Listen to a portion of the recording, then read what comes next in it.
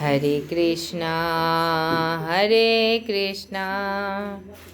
कृष्ण कृष्ण हरे हरे।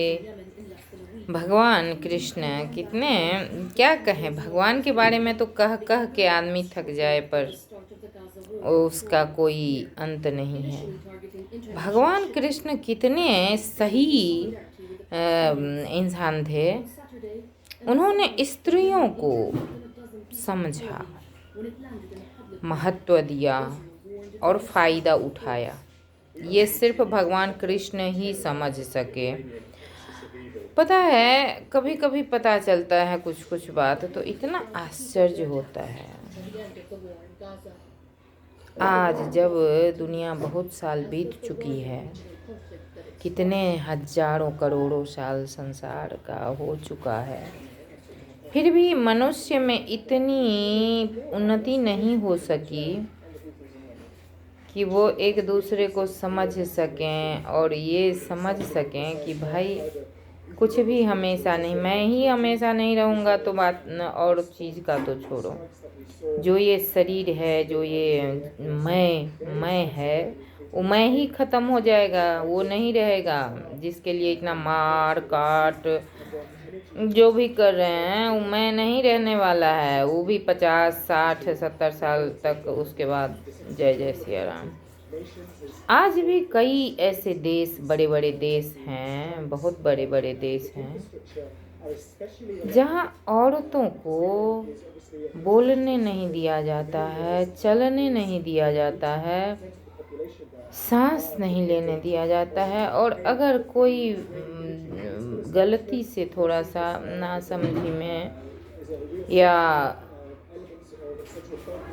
भावना में या वो किसी भी तरह से अगर वो कुछ बोल ली, कुछ कह ली, कुछ विरोध प्रकट कर ली, तो वहाँ पे ऐसा नियम है कि औरतों को पत्थर से मार मार के मार देते हैं। क्या भगवान से आपने कभी यह कहा है कि हे ईश्वर, आप औरतों को गूंगा बना के भेजो? अगर आप में सामर्थ्य है, आप सही हैं, तो आप यह औरतों पर अत्याचार छोड़िए, ईश्वर को कहिए कि हम सामर्थ्य हैं, हमें ही बोलने का अधिकार दें, औरतों को गूंगा बनाकर पैदा करें।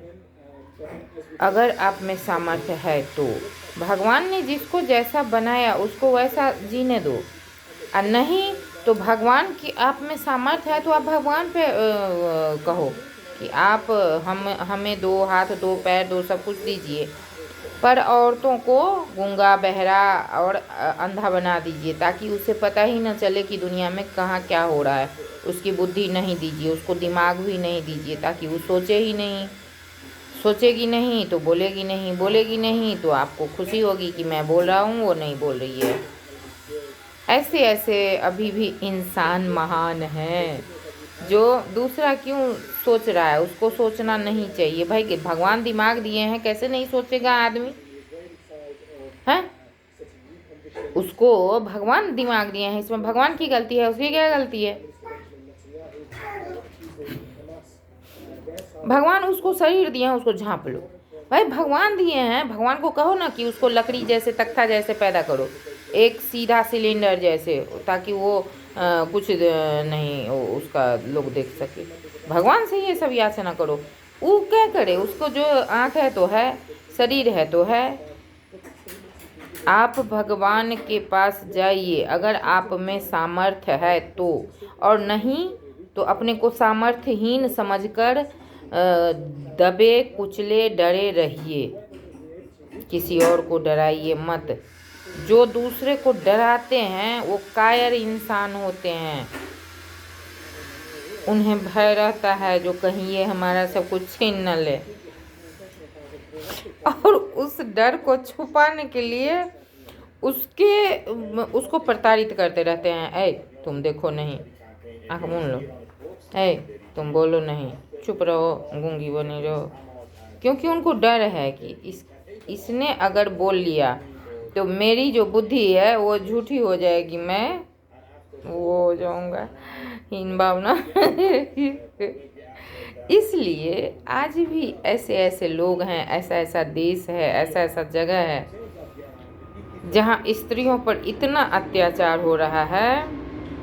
उनमें खुद में सामर्थ्य नहीं जो भगवान से स्त्रियों के बनावट को बदलवा सकें, तो क्या करते हैं, स्त्रियों को कूट कूट के मार पीट करके, और उस दुष्प्रभाव से उनके देशों में मार काट लड़ाई पीट चलती रहती है। और जो समझदार लोग हैं ना, वो आनंद से जीते रहते हैं, जैसे हम अपने आनंद में जी रहे हैं। लोग सब परेशान हैं हमको परेशान करने के लिए। जो ई क्यों इस तरह खुश है, थोड़ा दुखी रहे, और हम जो दुखी नहीं होते हैं तो किसी तरह से हमको दुखी करना चाहते हैं, लेकिन हम दुखी नहीं हो पाते हैं तो अपना पूरा शक्ति लगाते हैं हमको दुखी करने में, फिर खुद ही दुखी हो जाते हैं। हमें तो कुछ है ही नहीं, न घर है ना ठिकाना, बस चलते जाना है, चलते जाना। पता है, मेरी जिंदगी एक विडंबना है। पैदा हुए तो एक फूआ थी जिसने दूध पिलाया, उससे थोड़ा बड़े हुए तो एक और फूआ थी, उसने पाला, उससे थोड़ा बड़े हुए तो नाना नानी के पास छोड़ दिया गया, उससे बड़े हुए तो पिता ने कन्यादान कर दिया और उसके बाद तो बस जिंदगी ऐसी चली रेस में कि उस रेस में कब गुजर गई जिंदगी पता ही नहीं चला। हम विक्षिप्त थे या साथ में जो थे वो विक्षिप्त थे, कभी पता ही नहीं चला, बस जीते गए। समस्याओं का दौर ऐसा चला जो उसको संभालते रेस में हाँफते अपसियात होते जैसे तैसे, और लोगों की प्रताड़ना उलाहना क्या कहें। लेकिन एक चीज़ था इस रेस में,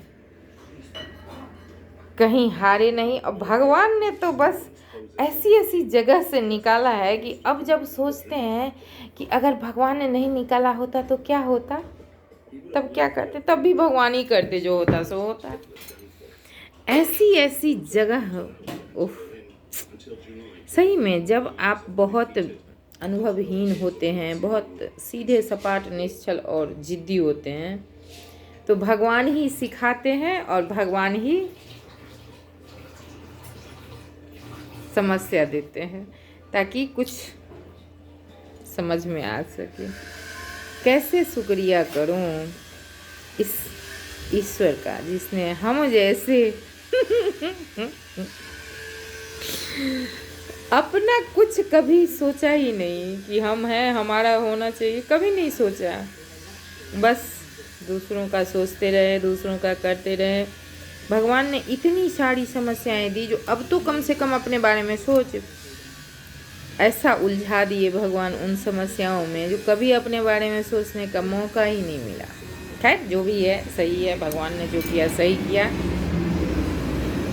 थैंक यू भगवान को, मेरे प्यारे भगवान को। मतलब क्या कहूँ, कितना कहूँ, हमारे जैसे लोग को भगवान ने, लोग कहते हैं ना नाना नानी के घर में जो पलते हैं वो बिगड़े होते हैं। सही में कभी समस्या जानते ही नहीं थे कि समस्या क्या होता है, लेकिन भगवान ने ऐसी बुद्धि सिखाई और भगवान ने साथ भी दिया, भगवान ने ही संभाला। इसलिए मुझे तो भगवान का ही सहारा है। आज भी भगवान ही देख रहे हैं, कोई नहीं। सब लोग हमसे चाहते हैं पर हम कैसे हैं, कैसे जी रहे हैं, किसी को फिक्र ही नहीं है। हम कोई हैं नहीं है, किसी को फिक्र नहीं। पर जिसको फिक्र करनी है वो कर रहा है। मेरे भगवान ही मेरी फिक्र कर रहे हैं। राधे राधे। भगवान कितने अच्छे हैं, बाप रे, कह नहीं सकते। राधे राधे।